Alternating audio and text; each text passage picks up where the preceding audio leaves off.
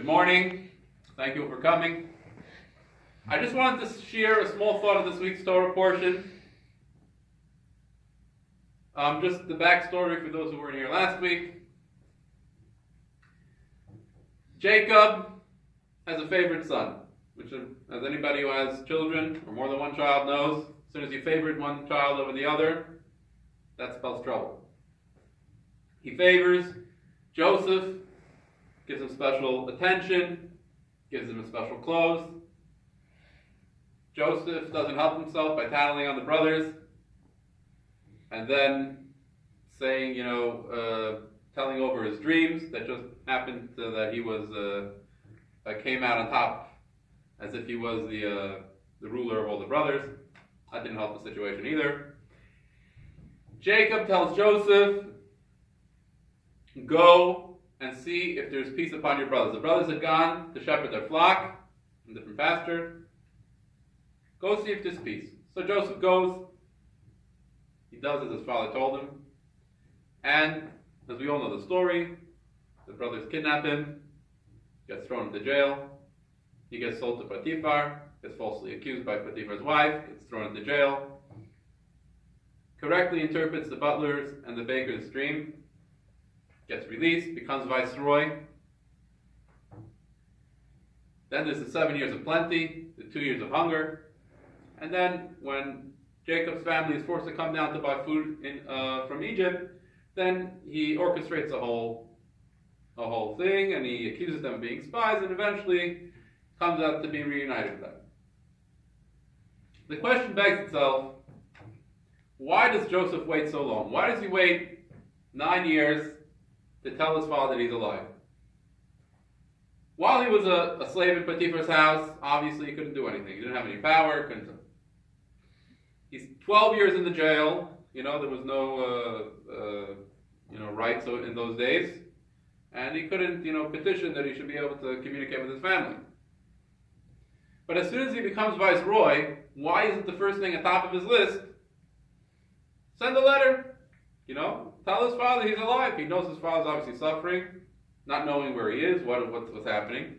Straight away, send a letter. Tell him something. Hi, I'm alive. Nothing for 9 years.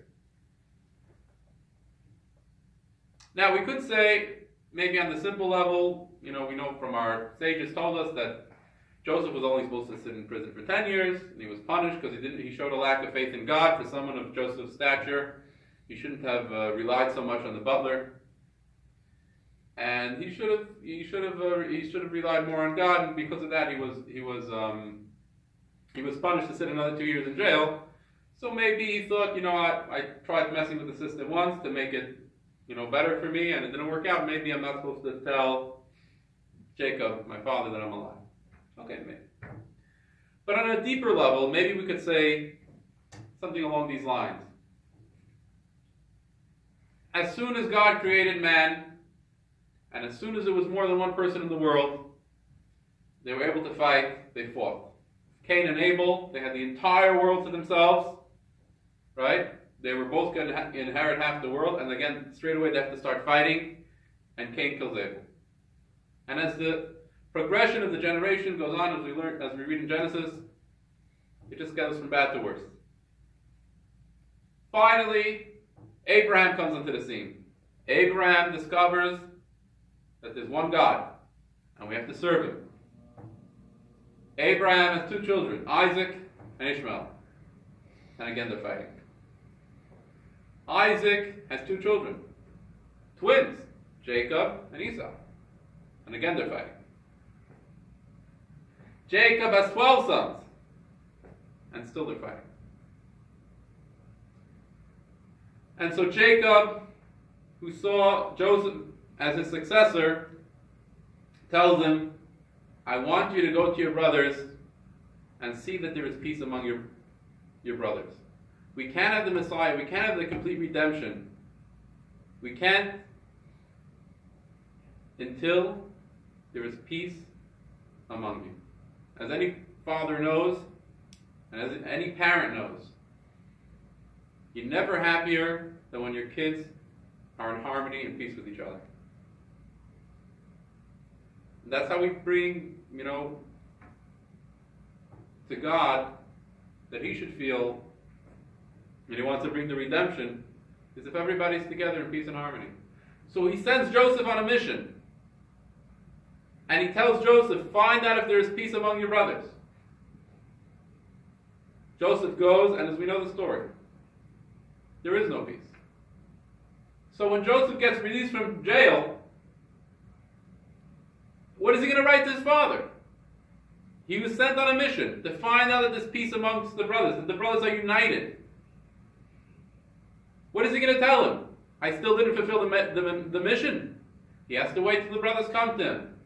He sets them up. He makes one of them look like a thief.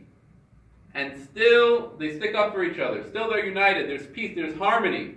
And they all stand up for Benjamin.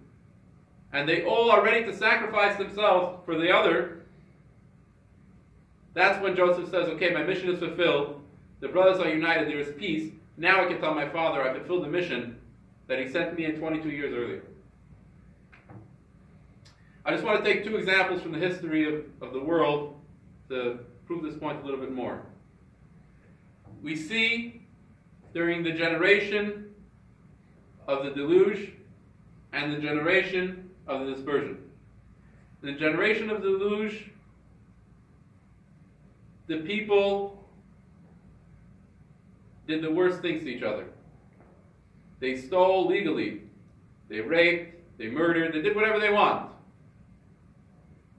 And God totally eradicated them, said, I got to start over. It's not good. Wipe the slot clean, start again over with Noah.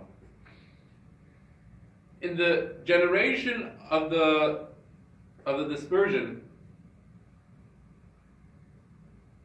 they did the worst thing. They built a tower and they wanted to fight against God Himself. They wanted to, so to speak, kill God.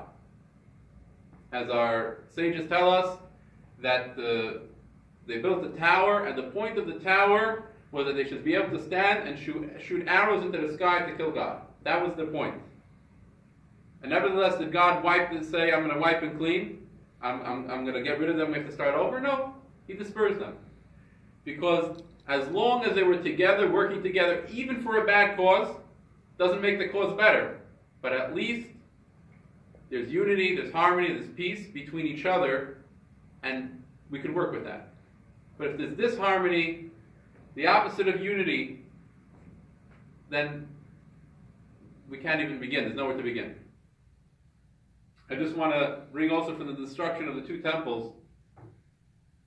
The destruction of the first temple, our rabbis tell us in the Talmud, that the reason for the destruction was because they transgressed the three big sins that a Jew has to give over his life for. Again, they raped, they murdered, it wasn't good. Nevertheless, 70 years later, God brought us back. The second temple, our sages tell us that the reason for the dispersion, for the destruction of the second temple, was hate. Sinas chinam. Baseless hate. Hating each other for no reason. I mean, the Jews at that time, they hated each other so much. I mean, they had the storehouses, the Talmud tells us, they had storehouses. They could have resisted the Roman siege for 21 years. They had enough flour, water, salt, oil, wood to be able to have 21 years. For 21 years. What happened? The infighting in the people. They hated each other so much that they destroyed their own resources in order to just spite the other people, and because of that, obviously, we know the story. And it's still 2,000 years that we're not back in our homeland. So we see from here that the greatest thing that God wants from us is unity, harmony, peace.